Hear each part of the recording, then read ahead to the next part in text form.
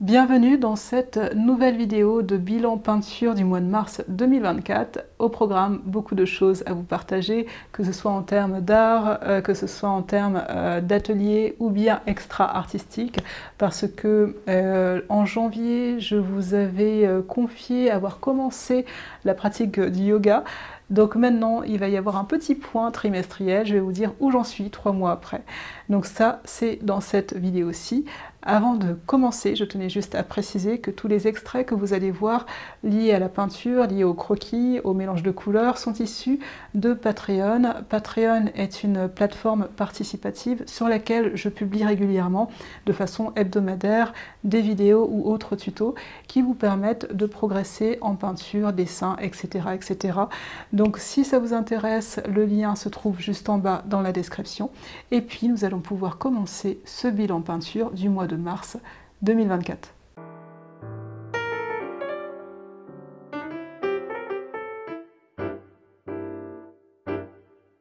Ce mois de mars 2024 a été marqué par le début de la peinture de mon croquis tableau.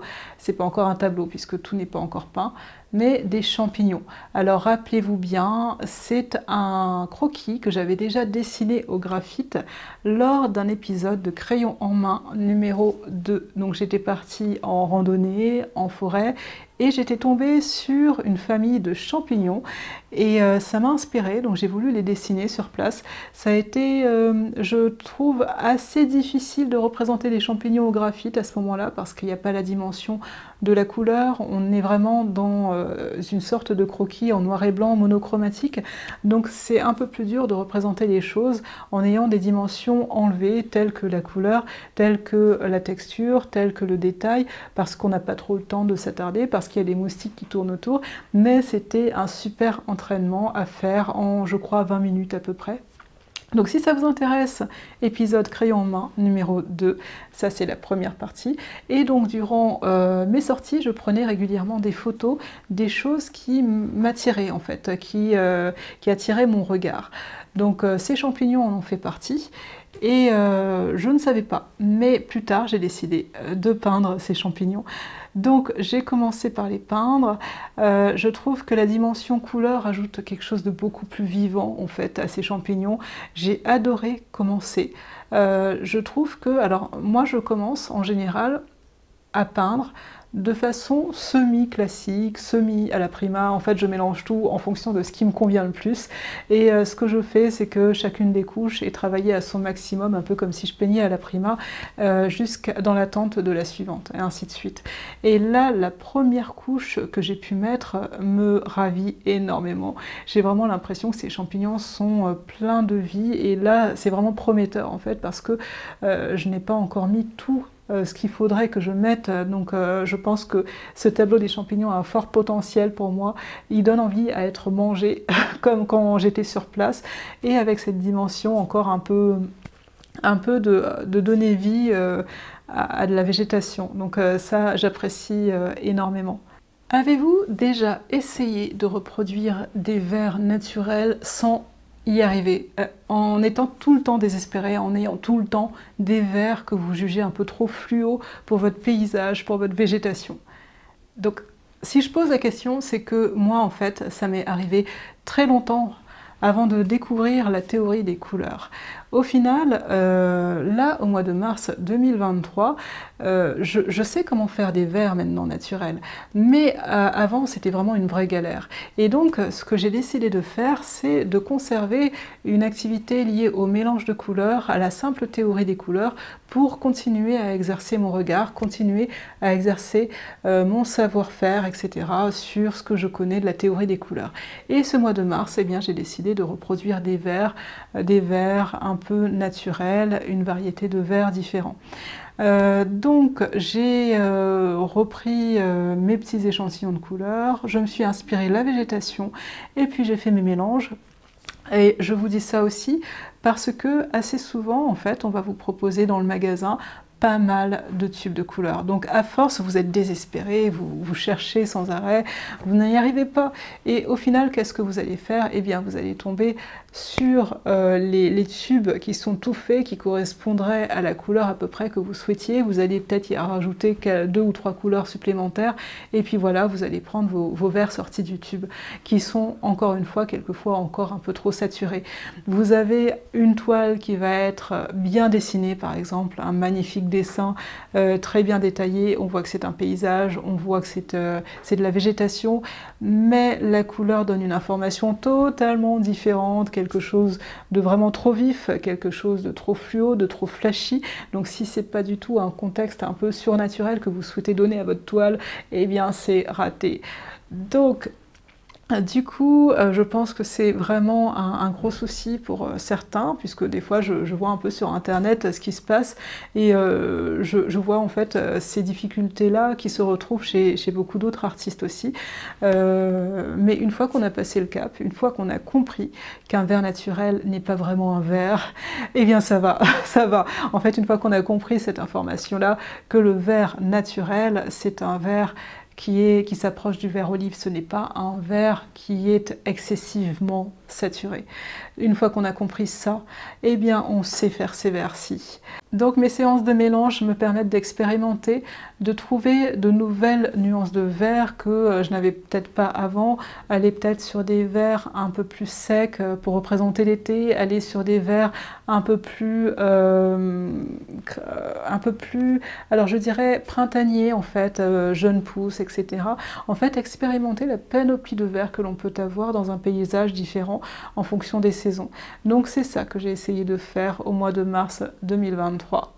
Vous avez certainement eu l'occasion de voir une vidéo liée à la peinture d'un bol chantant tibétain que j'avais commencé et que j'avais peut-être presque achevé, mais pour moi, alors j'avais pris une photo donc d'un bol chantant que j'adore sa sonorité, j'adore sa musique, elle est tellement relaxante que j'ai voulu en faire une peinture, vous imaginez.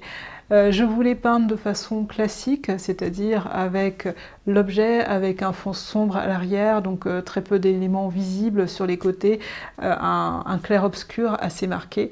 Et donc j'ai fait évoluer ce tableau tout le long de façon classique comme ceci. Arrivé à la fin, comme ce que je sentais, enfin comme ce que devait être mon tableau, je me suis dit non, il manque quelque chose en fait. J'ai vraiment un goût d'inachevé dans la bouche et je sentais que ça ne me ressemblait pas du tout.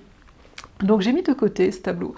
Et à chaque fois je le voyais, je l'ai mis de côté, mais il était toujours visible en fait. À chaque fois je jetais un petit coup d'œil dessus. Et à un moment donné, quelques semaines plus tard, quelques mois plus tard, j'ai eu un déclic. J'ai eu un déclic, je me suis dit, mais oui, c'est ça qu'il faut que je fasse. Je n'aime pas le côté trop classique, le côté un peu pompeux. C'est une horreur, c'est triste, c'est morne, ça ne me correspond pas.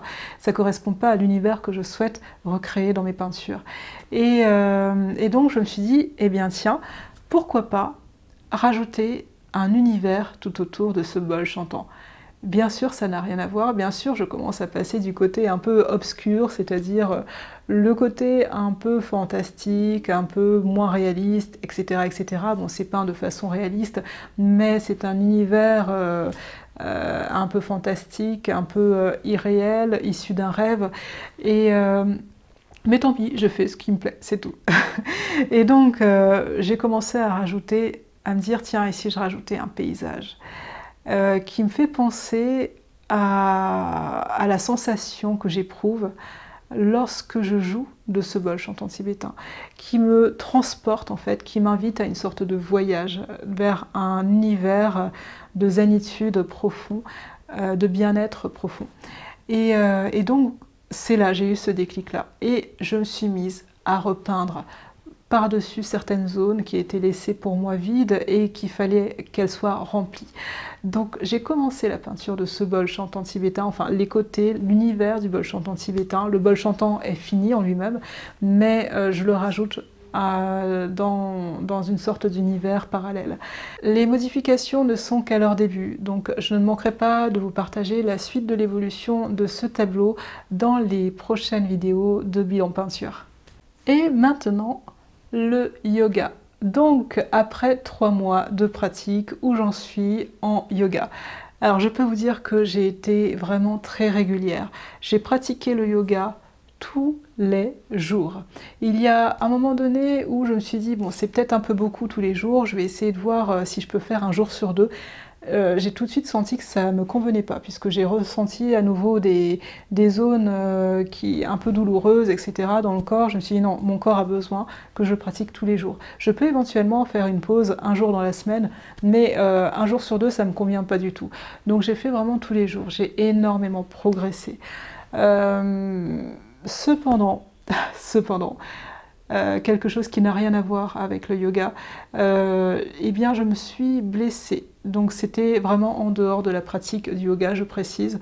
Malheureusement, ça arrive et c'est ce qui fait que je dois m'arrêter un peu avant de repoursuivre toute activité physique. Donc je suis vraiment pas déçue puisque je sais que je vais y revenir et que ça m'apporte énormément, mais c'est vrai que ça me fait une sorte de pause que je n'avais pas prévue à l'origine.